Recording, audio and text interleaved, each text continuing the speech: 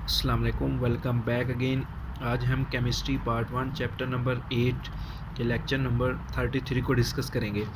तो आज इस लेक्चर के अंदर हम मोस्ट इम्पॉर्टेंट शॉर्ट क्वेश्चंस जो हैं, मीन्स जो मोस्ट इम्पॉर्टेंट न्यूमेरिकल्स हैं, ये शॉर्ट क्वेश्चन ये एमसीक्यूज़ में आते हैं और ये बोर्ड के लिहाज से भी बहुत ज़्यादा इम्पॉर्टेंट है और एंट्री टेस्ट में भी ये कई बार आ चुके हैं।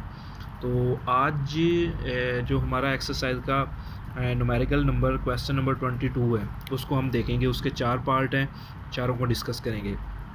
वो कहता है कैलकुलेट द पीएच। अब चारों पार्ट्स के अंदर एक बात याद रखिएगा कि हमने पीएच ही कैलकुलेट करनी है। पहला पार्ट है बेटा, वो कहता है 10 to raise power -4 moles per decimeter cube. अब ये मोलैरिटी दे रहा है। मोलैरिटी किस चीज़ की दे रहा है? HCl की।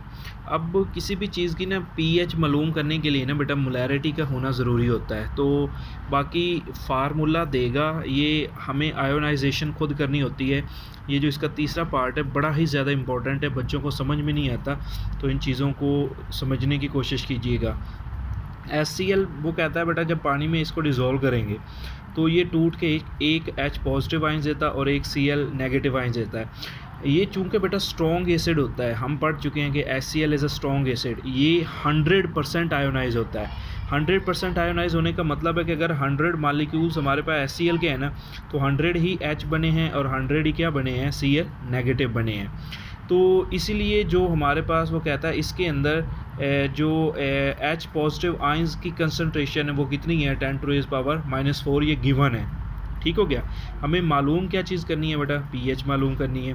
तो हम इसी चीज़ को नीचे लेके आते हैं सोल्यूशन के अंदर। वो कहता है H पॉजिटिव आइंस इसके बराबर है।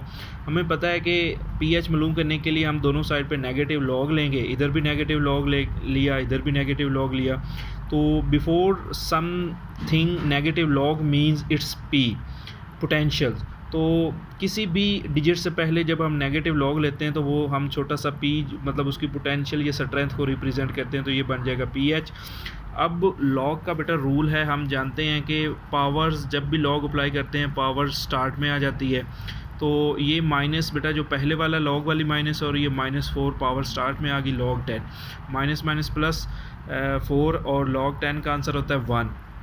4 1 4। तो पहले ये सॉल्व हो चुका कि ये एक शॉर्ट क्वेश्चन में आ सकता है, एमसीक्यूज़ में आ सकता है कि पीएच मालूम करें, तो उसकी पीएच हमने फाइंड आउट कर ली। अब बेटा जो उसका दूसरा पार्ट है ना वो हमारे पास है, वो कहता है 10 to raise power -4 moles per decimeter cube of barium hydroxide. अब वो कहता है कि बेरियम हाइड्रोक्साइड की कंसंट्रेशन भी सेम दे रहा है, 10 टू रेज़ पावर -4। इसमें कहता है बेरियम हाइड्रोक्साइड जब आयोनाइज होता है तो ये क्या देता है? एक हमारे पास आइंस देता है बेरियम का और 2 आइंस किसका देता है? नेगेटिव OH के आइंस देता है। अच्छा, यहाँ पर बात आपको सीखनी है, आपके पास ये भी स्ट्रॉन्ग बेस होती है।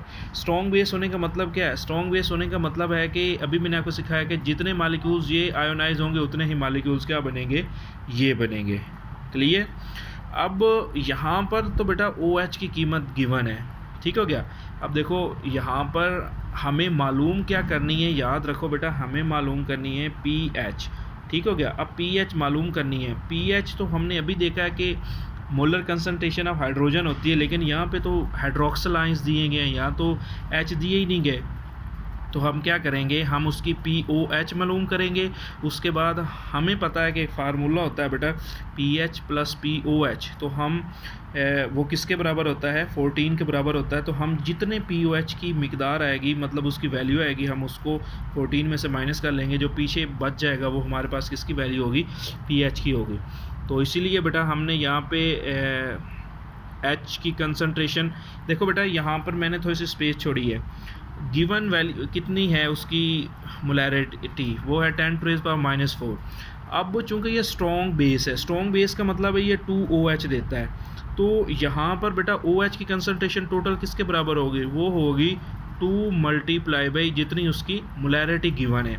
अगर ये टूट के बेटा यहाँ पर 3 आइंस देता है ना, तो हमने यहाँ पे किसके साथ मल्टीप्लाई कर देना था, हमने 3 के साथ मल्टीप्लाई कर देना था। तो ये पॉइंट आपको थोड़ा सा सीखना है, जितने यहाँ पे आइंस बनेंगे हम लोगों ने उतने ही यहाँ पे मोलैरिटी को उसके साथ क्या कर देना है, मल्टीप्लाई कर देना है। तो आगे बेटा हम लोगों ने वही किया है कि मोलर कंसनट्रेशन नीचे लिखी है, दोनों साइड पे नेगेटिव लॉग ले लिया बेटा। अच्छा, इसको हल करने के ना 2 तरीके हैं, ठीक है। अब एक तरीका तो बहुत आसान है, कैलकुलेटर पे आपने माइनस लॉग लिखना, ऐसे ही ब्रैकेट डालनी है 2 मल्टीप्लाई बाई आगे 10 टू द पावर -4 और ब्रैकेट बंद करके इज़ इक्वल टू का बटन बस प्रेस करना है, आपको डायरेक्टली कैलकुलेटर ये आंसर दे देगा। ठीक हो गया, एक तरीका तो ये हो गया। दूसरा तरीका थोड़ा सा लंबा होता है कि -log2 को अलग कर लो, फिर -log10 वो थोड़ा सा लंबा हो जाता है, तो कैलकुलेटर से सॉल्व करने की कोशिश करें, टाइम बचाएं बेटा। आपने डायरेक्टली ऐसे ही लिखना है। अगर आप लोग बेटा ये ब्रैकेट नहीं लगाएंगे तो कैलकुलेटर आपका आंसर गलत कर देगा। तो एज़ इट इज़ जैसे लिखा है ऐसा ही सारा लिखना है, फिर कैलकुलेटर डायरेक्टली ये आंसर निकालेगा। क्लियर? तो POH का आंसर बेटा हमारे पास आ जाता है 3.699। उसके बाद हमें चूँकि PH चाहिए, तो हम जानते हैं कि the sum of PH plus POH is equal to 14। तो POH इधर प्लस हो रहा है, दूसरी साइड पे जाके नेगेटिव हो जाएगा, तो हम 14 में से POH जितना निकला है उसको माइनस कर लेंगे, तो पीछे जो आंसर बचेगा वो क्या होगा, वो PH होगा। अब आते हैं उसके पार्ट नंबर 3 की तरफ। ये बहुत ही ज़्यादा इम्पोर्टेंट है बेटा, शॉर्ट क्वेश्चन में कई बार फैसलाबाद बोर्ड के अंदर दिखने को मिला है, लाहौर बोर्ड में दिखने को मिला है, एंट्री टेस्ट में दिखने को मिला है। इसमें एक छोटा सा पॉइंट है, बस आपको वो सीखना है। वो कहता है 1 मोल पर डेसीमीटर क्यूब ऑफ H2X। ये कोई भी एसिड है बेटा, X यहाँ पे कुछ भी हो सकता है, ठीक हो गया। वो कहता है विच इज़ 50% डिसोसिएटेड। बस ये पॉइंट बच्चों को घबरा जाता है, 50% का मतलब क्या, और इसी की वजह से ये इंपॉर्टेंट होता है, इसको गौर से समझिएगा। गिवन डाटा में बेटा वो कहता है कि H2X जब आयोनाइज होता है तो 2 पॉजिटिव H देगा, और आपके पास क्या बनेगा, जो साथ में एनाइंस होगा उसके ऊपर -2 चार्ज आ जाएगा। अच्छा, यहाँ से पॉइंट वही है, वो कहता है अगर तो 100% बेटा आयोनाइज होता, ये एक स्ट्रॉन्ग चीज एसिड होता, ठीक है, फिर तो वो 2H देता। लेकिन वो कहता है कि सिंस इट इज़ 50% डिसोसिएटेड या आयोनाइज्ड, लेकिन वो कहता है कि ये तो बस 50% डिसोसिएट हुआ है, आयोनाइज हुआ है, मतलब कि आधा हुआ है। आधा होने का मतलब है इसकी आयोनाइजेशन ऐसी होगी कि 2H पॉजिटिव आयंस देने की जगह पे वो क्या देगा, आधे H पॉजिटिव आयंस देगा, और 2 का आधा क्या होता है, 1 होता है। तो इसलिए बेटा यहाँ पर मैंने लिखा H positive ions plus HX negative, मतलब एक डिसोसिएशन ही नहीं हुई। ठीक हो गया, 50% का मतलब यही है, और यही पॉइंट बच्चों को समझ में नहीं लगती। तो वो कहता है कि यहाँ पे मोलर कंसंट्रेशन उसकी चूँकि गिवन है 1 मोल है, ठीक हो गया। अब बच्चे यहाँ पे यही चीज़ पे गलती कर जाते हैं कि सर ने तो सिखाया था कि जितने आयंस बनेंगे उसको उतने के साथ मल्टीप्लाई करना है, जैसे अभी मैंने आपको सिखाया पिछले न्यूमेरिकल के अंदर। तो बेटा यहाँ पे हम लोग अगर, तो वो कहता है कि 100% डिसोसिएट हुआ है, तो फिर हमने 2 को 1 के साथ मल्टीप्लाई करना था, इस मोलैरिटी को। अब क्यों नहीं मल्टीप्लाई कर रहा है, क्योंकि वो कह रहा है कि 50% है, मतलब H बना ही एक है, दूसरा तो बना ही नहीं है। ठीक हो गया, तो इसीलिए हमने डायरेक्टली बेटा उसके PH मालूम करनी है। तो सोल्यूशन के अंदर बेटा दोनों साइड पर माइनस लॉग लेंगे, तो -log1 का आंसर 0 आता है, कैलकुलेटर पे निकालिएगा, आंसर यही आएगा। और ये मैं आपको बता रहा हूँ बहुत ज़्यादा इम्पॉर्टेंट है बेटा, एंट्री टेस्ट के लिए शॉर्ट क्वेश्चन पेपर में बहुत बार आ चुका है ये। क्लियर? उसके बाद बेटा इसके आखिरी पार्ट की तरफ मूव करते हैं। ये आपके पास बेटा बड़ा ही इम्पोर्टेंट है, ये लॉन्ग क्वेश्चन भी आ जाता होता है। ठीक हो गया, तो शॉर्ट भी आ जाता होता है, ज़्यादातर वो ऊपर वाला आता है, लेकिन अगर ये लॉन्ग में भी आ सकता है। ठीक हो गया, ये भी बड़ा इंपॉर्टेंट है, इस चीज़ को समझिएगा।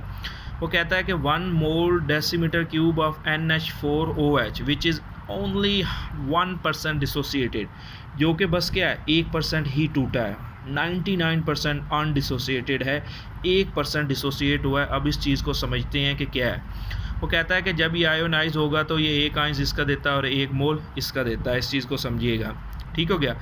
अब वो कहता है since it is only 1% dissociated. अच्छा, डिसोसिएशन परसेंटेज से मोल्स निकालने का ना फार्मूला यहाँ पर मैंने नीचे लिखा है। ठीक हो गया, वो क्या होता है बेटा, वो कहता है किसी भी परसेंटेज डिसोसिएशन किसके बराबर होती है, moles of OH। Moles of, चूँकि यहाँ पे OH है ना, ठीक है। तो यहाँ पे OH अगर वहाँ लिखते तो वहाँ H लिखना था। जिस चीज़ की डिसोसिएशन हो रही है उसकी परसेंटेज गिवन होगी तो हम ये फार्मूला लगाएंगे। वो कहता है moles of OH divided by total moles of NH4OH, मतलब टोटल मोल्स ऑफ कंपाउंड के किस कंपाउंड का वो है। ठीक हो गया। अगर वहाँ हम लिखते तो बेटा ये फार्मूला बन जाना था moles of H positive ions divided by total moles of H2X। ठीक हो गया।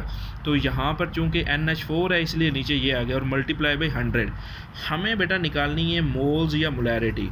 ठीक हो गया। हम क्या करेंगे, क्रॉस मल्टीप्लिकेशन करेंगे। इसका बेटा 1 है, इसको इधर मल्टीप्लाई, इसको इधर, इन दोनों को 1 के साथ करेंगे तो हमारे पास क्या आ जाएगा बेटा, हमारे पास आ जाएगा moles of OH multiply by 100 is equal to, वो कहता है कि percentage dissociation multiply by total moles of NaOH, मतलब इसको इधर मल्टीप्लाई, इसको इधर मैंने कर दिया है।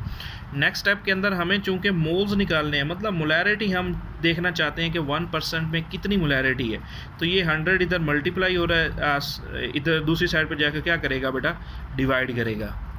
तो इधर देखो मैंने मोल्स ऑफ OH निकालने के लिए, अब यहाँ पे बेटा परसेंटेज गिवन थी। ठीक हो गया कि परसेंटेज कितने परसेंट बेटा आपके पास वो डिसोसिएट हुए 1, और वो कहता है आपके पास टोटल मोल्स ऑफ NH4 जो हमारे पास था, सॉरी मैं आपको यहाँ पे लिखता हूँ NH4OH, वो टूट के दे रहा था NH4 पॉजिटिव प्लस OH।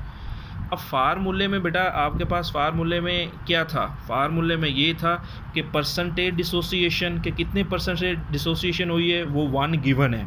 ठीक है। ये 1 कहाँ से है, ये 1 है बेटा, वो कहता है टोटल मोल्स ऑफ NH4OH। तो देखो इक्वेशन में कितने मोल्स हैं, एक ही मोल है बेटा। ठीक हो गया। तो इसका मतलब ये 1 इसलिए लिखा है, और 100 तो परसेंटेज की वजह से फार्मूला में मैंने आपको सिखाया। तो वो कहता है 1 1s are 1, 1 को 100 से डिवाइड करेंगे तो आंसर आएगा 0.01। क्लियर। तो हमें पता चल गया ये जो ब्रैकेट्स बेटा मैं लगाता हूँ ये मोल्स की रिप्रेजेंटेशन ही होती है। अगर आपको याद होगा तो ये मैंने आपको बताया मोलर कंसंट्रेशन को ही रिप्रेजेंट करता है, ये नंबर ऑफ मोल्स ही हम लोग फाइंड करते हैं। तो कहता है इसकी मोलैरिटी कितनी आ गई, 0.01 मोल पर डेसीमीटर क्यूब। अब पीएच निकालनी है बेटा।